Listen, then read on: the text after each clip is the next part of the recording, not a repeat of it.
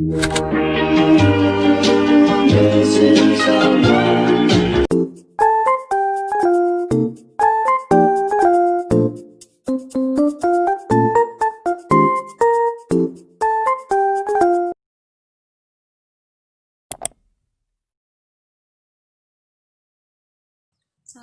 warahmatullahi wabarakatuh. Yang terhormat, Bapak Ishak selaku dosen yang mengampu mata kuliah Ulumul Hadis serta teman-teman sekalian. Marilah kita panjatkan puji syukur kepada Allah Subhanahu wa taala yang telah memberikan kenikmatan, kesehatan, kesempatan hingga hari ini. Sholawat serta salam kita haturkan kepada Nabi kita Muhammad Shallallahu Alaihi Wasallam yang telah memperjuangkan Islam dan memberi petunjuk kita menuju jalan yang benar. Di sini, saya hanya akan menjelaskan secara singkat apa itu hadis dan penjelasan hadis yang ditinjau dari kualitas dan kuantitas. Baik, kita mulai. Pasti kalian sudah tidak asing dengan hadis. Hadis merupakan perkataan, perbuatan, ketepatan, dan persetujuan dari Nabi Muhammad yang dijadikan landasan syariat Islam. Hadis dijadikan sumber hukum Islam selain Al-Quran. Dalam hal ini, kedudukan hadis merupakan sumber hukum kedua setelah Al-Quran.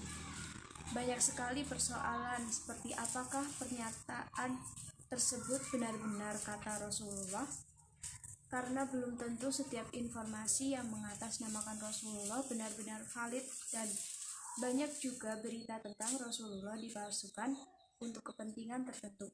Sebab itu, mengetahui kebenaran sebuah informasi yang mengatasnamakan Rasulullah sangatlah penting. Para ulama membagi hadis berdasarkan kualitas dalam 3 kategori, yaitu hadis sahih, hadis hasan, dan hadis dhaif. Uraiannya akan saya jelaskan sebagai berikut. Yang pertama, hadis sahih. Hadis sahih ialah hadis yang sanadnya bersambung, diriwayatkan oleh perawi yang berkualitas dan tidak lemah hafalannya. Di dalam sanad dan matannya tidak ada syadz dan ilat.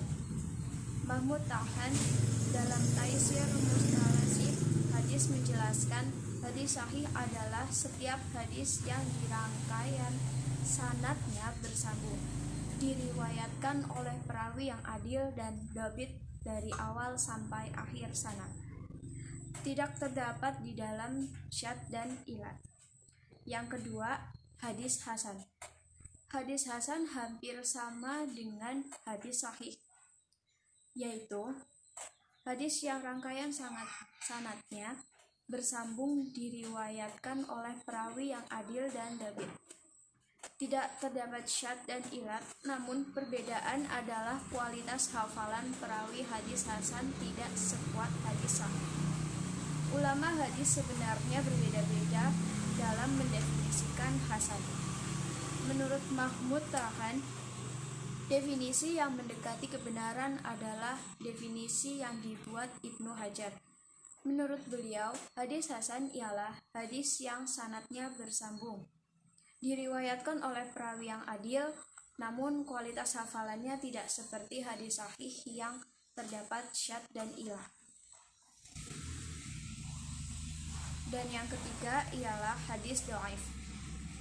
Hadis dhaif ialah hadis yang tidak memenuhi persyaratan hadis sahih dan hadis hasan. Dalam Mazmumah Baikuni disebutkan hadis hasan adalah setiap hadis yang kualitasnya lebih rendah dari hadis hasan dan dhaif. Dan hadis dhaif memiliki banyak ragam.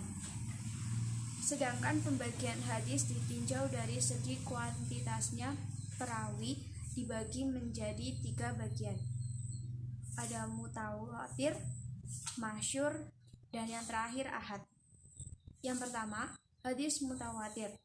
Kata mutawatir menurut lugat ialah mutatabi, yang berarti beriringan atau berurutan antara satu dengan yang lain.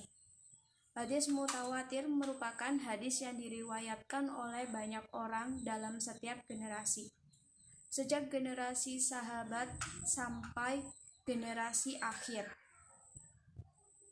Orang banyak tersebut layaknya mustahil untuk berbohong.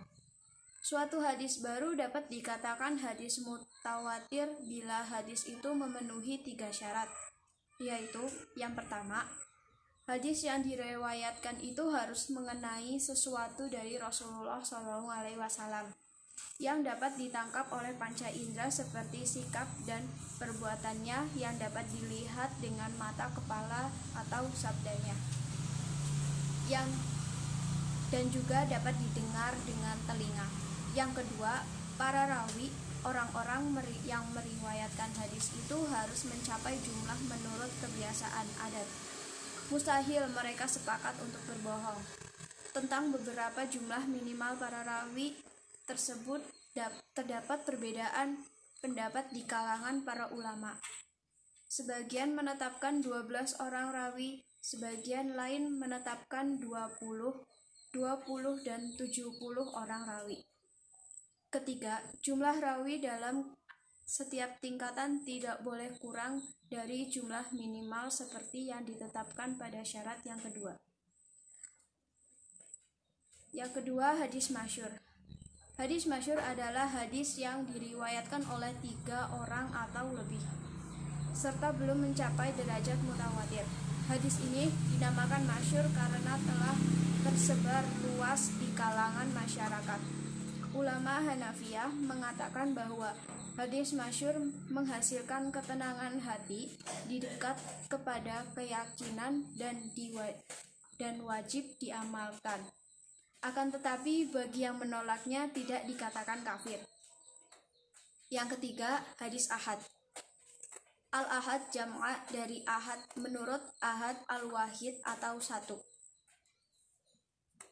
Dengan demikian, kabar wahid adalah berita yang disampaikan oleh satu orang. Ada juga ulama yang mendefinisikan hadis ahad secara singkat, yakni hadis yang tidak memenuhi syarat-syarat hadis mutawatir. Hadis selain hadis mutawatir atau hadis yang sanadnya sah dan bersambung hingga sampai kepada sumbernya atau nabi, tetapi kandungannya memberi pengertian zani dan tidak sampai kepada qati dan yakin. Abdul Wahad Khalaf menyebutkan bahwa hadis ahad dan hadis yang diriwayatkan oleh 1-2 orang atau sejumlah orang tetapi jumlahnya tidak sampai kepada jumlah perawi hadis mutawatir.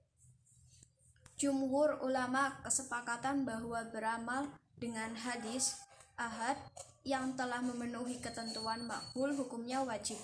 Sedangkan golongan Qadariyah, Rifdoh, dan sebagai ahli zahir menetapkan bahwa beramal dengan dasar hadis ahad hukumnya tidak wajib. Menurut Al-Ma'udi Hafidz dalam bukunya Ilmu Mutalah Hadis, yang dimaksud dengan hadis ahad adalah hadis yang diriwayatkan oleh seseorang atau lebih tetapi tidak mencapai tingkat mutawatir. Sifat atau tingkatannya disebut zani.